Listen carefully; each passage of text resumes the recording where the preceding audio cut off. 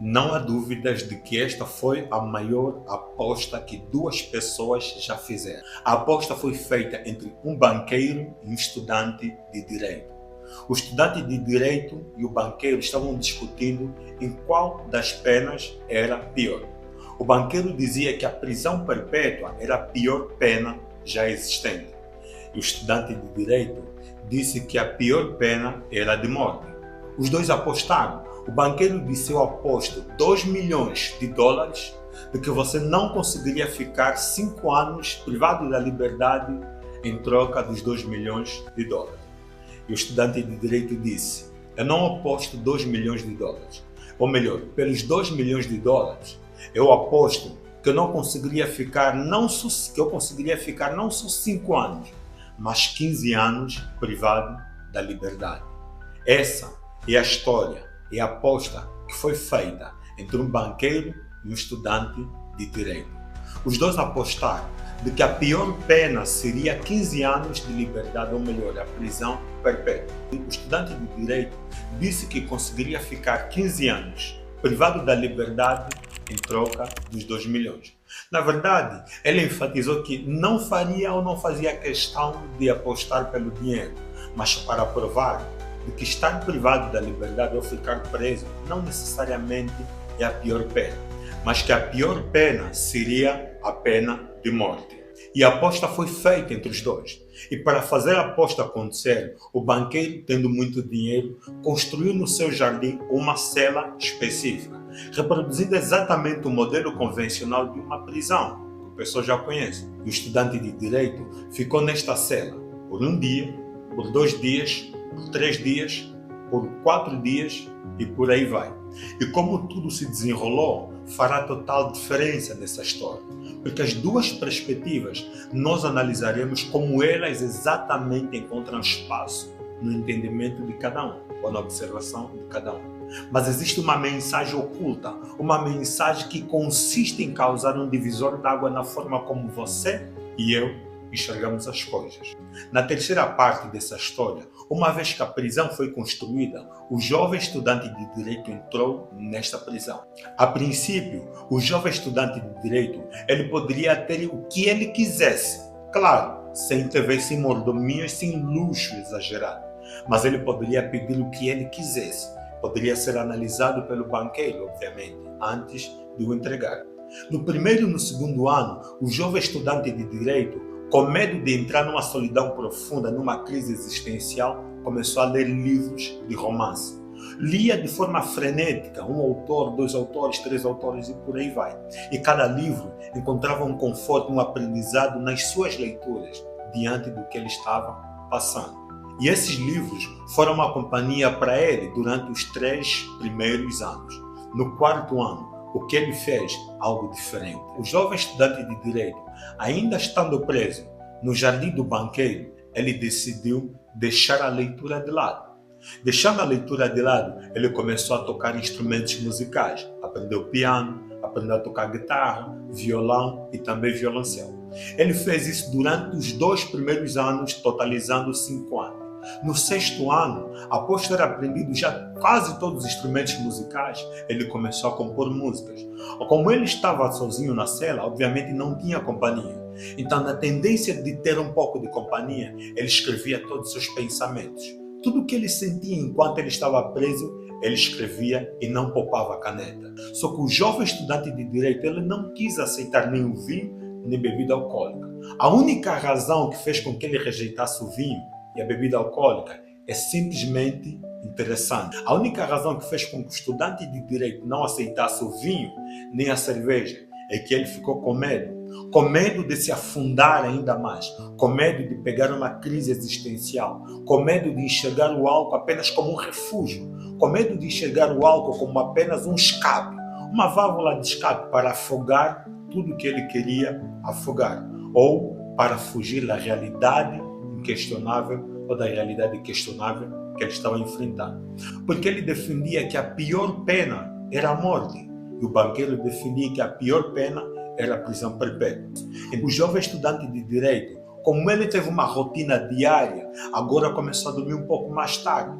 cantava de forma frenética, escrevia, virava à noite constantemente, tudo apenas para não enfrentar o calar da noite, o silêncio profundo que fazia com que ele se sentisse cada vez mais só. Só que no 9º ano, o que ele fez foi um divisor d'água que se estendeu até o 10º ano.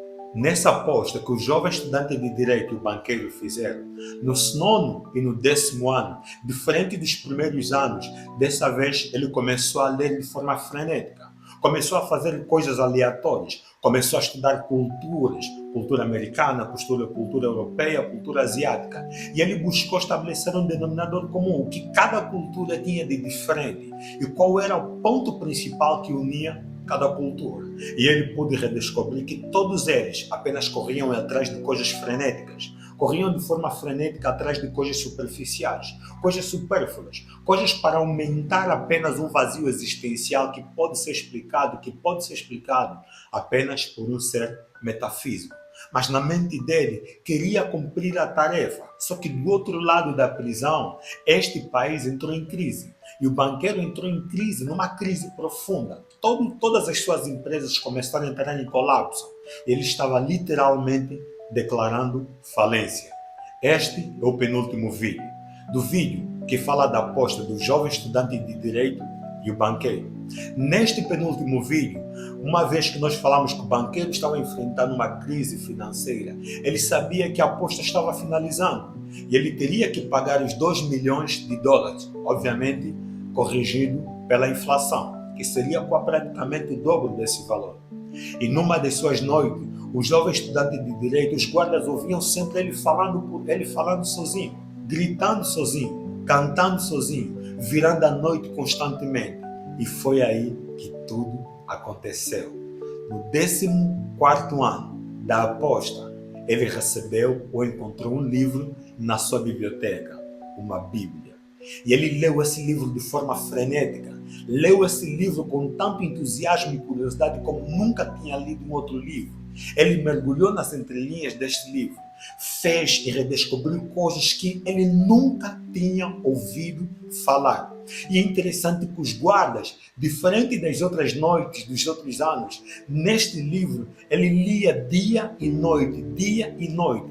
E quando o banqueiro visitava, ele se perguntava: o que esse cara lê tanto este livro, mas lê tanto este livro, que ele fica grudado e não larga por nada? O que este livro tem tão de especial que faz com que ele vire à noite lendo este livro? Porque ele sempre lia outros livros e largava, mas a Bíblia ele lia de forma frenética.